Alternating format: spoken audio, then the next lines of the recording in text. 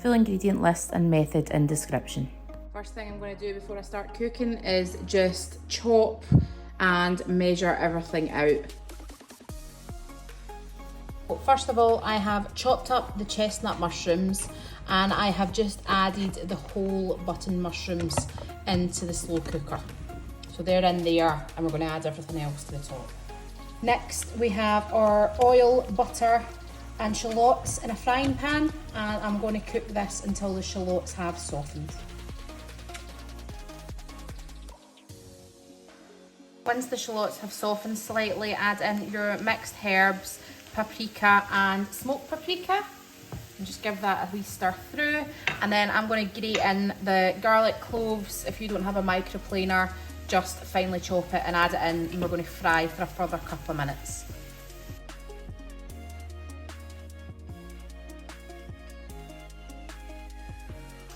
Then add in your shallot, paprika, garlicky and mixed herb mixture into the slow cooker with the mushrooms.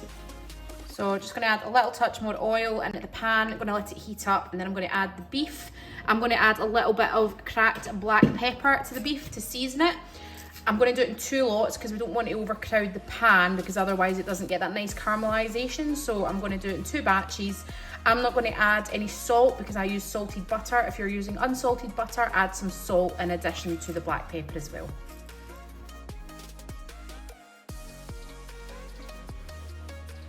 And when both batches of beef are ready, you're just going to add them into the slow cooker as well. Then we're going to deglaze the pan. So to deglaze the pan, you want a high heat, and we're just going to add in the white wine. And then we're just going to cook that until the liquid has reduced by half, and just give the bottom of the pan and round the edges a wee scrape, and that will make sure we're getting all the juices from the beef and the residual kind of like spices as well.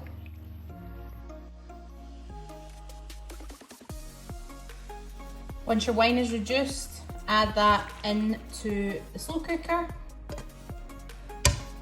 Then to the frying pan, I want you to add 2 tablespoons of oil and your flour, and just mix that to make a roux.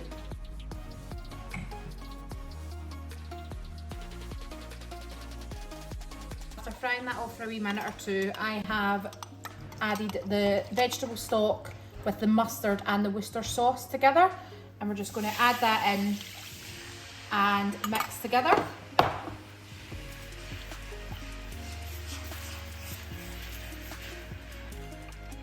Before adding to the slow cooker as well. And as you can see, the roux has kind of thickened that up a little bit, which is good because it'll add a bit of thickness and creaminess to the sauce. And then you just add that mixture into the slow cooker as well.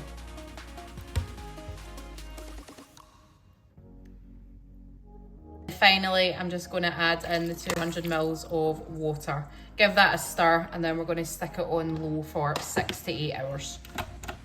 See you soon.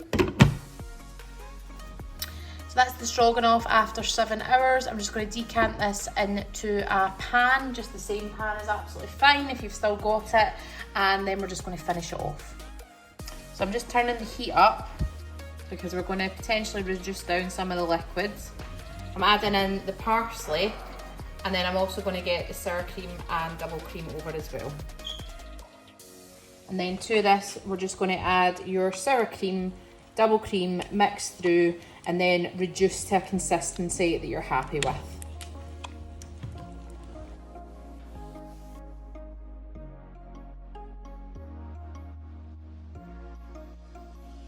So I quite like doing it this way because it means you get meltingly good beef. Look at that. Breaking apart, whilst also being able to control the amount of liquid that you have and how rich you make it really with the reduction. And whilst this is reducing, stick your rice on to cook or anything you're serving it with. And this is where I'm happy. Tastes amazing, really happy with the consistency, and now we just need to serve it over rice.